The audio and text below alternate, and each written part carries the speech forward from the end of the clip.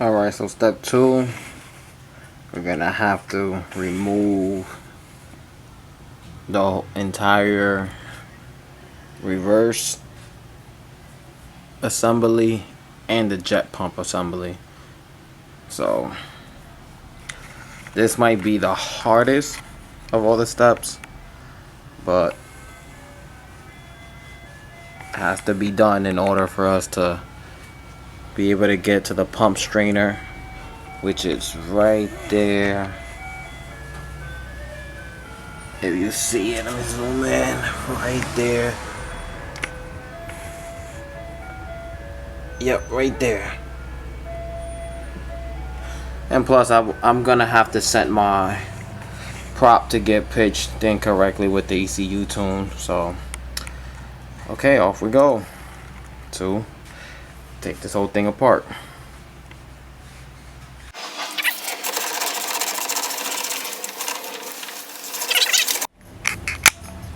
So yeah, it's very easy to remove this.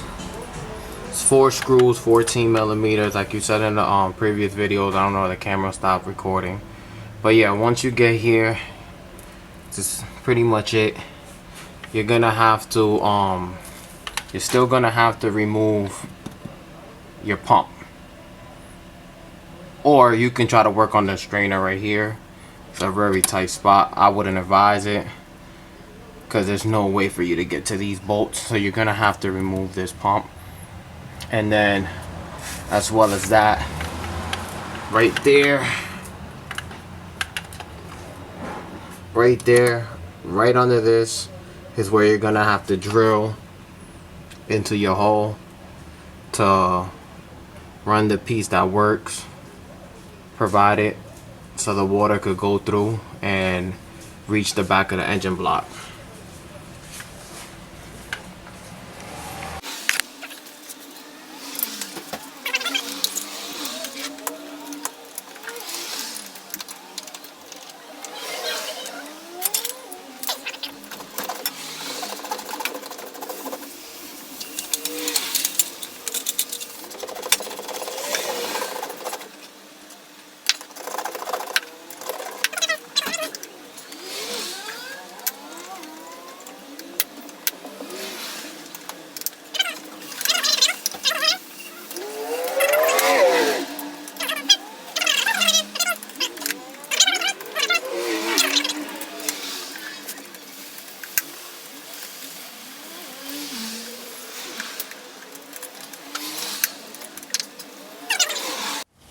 Okay,